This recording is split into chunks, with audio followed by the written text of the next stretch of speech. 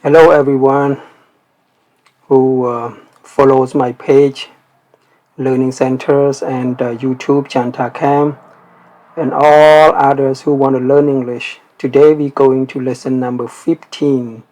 So, our daily life English today is none of your business. So, what does none of your business mean, and how do we use it in a sentence? បាទអញ្ចឹងសួស្តីបងប្អូនទាំងអស់គ្នាអញ្ចឹងមេរៀនទី15ថ្ងៃនេះខ្ញុំបង្រៀនបងប្អូនអំពីពាក្យថា none of your business អញ្ចឹងមួយ clear ហ្នឹងបងប្អូនណាមួយ clear ហ្នឹង none of your business ហ្នឹងគេប្រើមានន័យថាយ៉ាងម៉េចហើយនៅក្នុងប្រយោគគេប្រើយ៉ាងម៉េចជាដំបូងយើងយល់ពាក្យថា none នេះគឺបើយើងនិយាយសួរស្រាប់ស្មើពាក្យថា0ណាសាក់ none នេះមានថាគ្មានណាបងប្អូនបាទ business នេះយើងដឹងហើយអាជីវកម្ម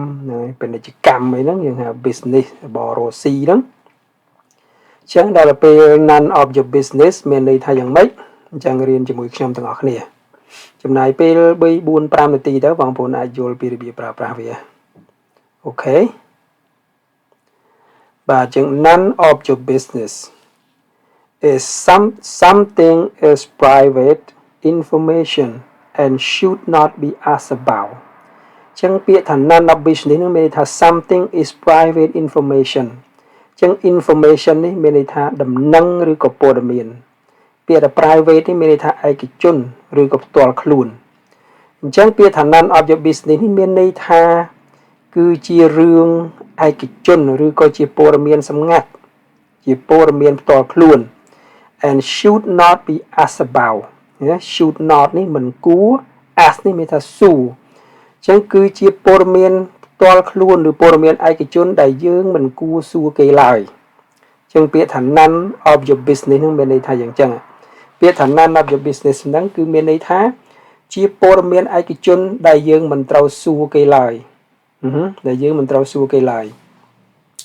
ឬមួយទៀតយើងអាចប្រាប់ថាវារឿងនេះមិនមែនជារឿងរបស់អ្នកទេមិនមែនជារឿងដែលអ្នកត្រូវសួរទេអូខេ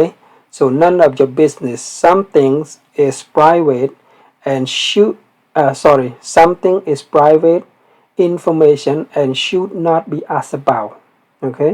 some things is private information and should not be asked about that is the definition of none of your business អាហ្នឹង meaning របស់វាណាបងប្អូនអត្ថន័យវាអញ្ចឹង so example ចឹងបងប្អូនមើលឧទាហរណ៍ជាមួយខ្ញុំពី3 clear ហ្នឹងទៅយល់អូខេចឹង Q នេះមានន័យថា question ចឹងសំណួរមកដល់ Mr. Q ចុះគេសួរថា Who did you talk to at the party last night ឃើញទេ Who did you talk to at the party last night ចឹង Who នេះមានថានរណាគេឬនរណាម្នាក់ talk to នេះមានថានិយាយជាមួយឬក៏និយាយទៅកាន់ at the party ពាក្យថា party នេះមានថាពិធីជប់លៀងនៅពេលហ្នឹងណា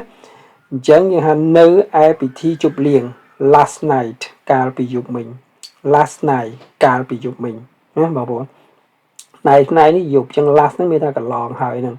ឧទាហរណ៍ថា last week សប្តាហ៍មុនអីចឹងទៅអូខេបាទអញ្ចឹង Who did you talk to at the party last night អូខេតើអ្នកនិយាយ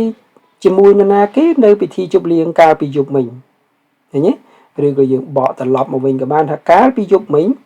តើអ្នកនិយាយជាមួយពីណាគេនៅពិធីជប់លៀង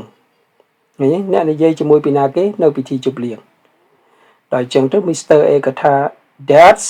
none of your business ឃើញទេ That's none of your business បើយើងបើឲ្យសួរស្ដាប់ថាមិនមែនជារឿងរបស់អ្នកទេកុំសួរអីឃើញទេណាឬគេថាវាជារឿងឯកជនរបស់ខ្ញុំទេឃើញទេយើងបកមួយទៀតឲ្យសួរស្ដាប់ថា That's none of your business វាជារឿងផ្ទាល់ខ្លួនរបស់ខ្ញុំទេណាវាជារឿងឯកជនរបស់ខ្ញុំទេអត្ថន័យវាអញ្ចឹងណាបងប្អូន That's none of your business វាជារឿងឯកជនរបស់ខ្ញុំទេវាជារឿងផ្ទាល់ខ្លួនរបស់ខ្ញុំទេឃើញទេបាទអញ្ចឹង Mr. Q នេះគាត់សួរទៀតមកថា What does the letter say មកគាត់ឃើញម្នាក់គាត់បើកសមុទ្រអានអីចឹងទៅគាត់ទៅសួរគេថា What does the letter say តើសមុទ្រហ្នឹងគេនិយាយអំពីអីឃើញទេ letter នេះសមុទ្រយើងអានថា letter ឬក៏ letter ណា American គេច្រើនអានថា letter អក្សរ T នេះទៅជារឹកអស់ What does the letter say ឃើញទេ say នេះនិយាយបងប្អូនណា What does the letter say What does the letter say តើសមុទ្រហ្នឹងគេសរសេរអំពីអី គេតាសម្បត្តិហ្នឹងគេនិយាយអំពីអីដូចចឹងទៅលោក A នេះគាត់ថា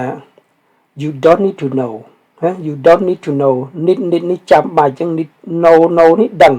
you don't need to know មានថាអ្នកមិនចាំបាច់ចង់ដឹងចង់ឮទេអូខេ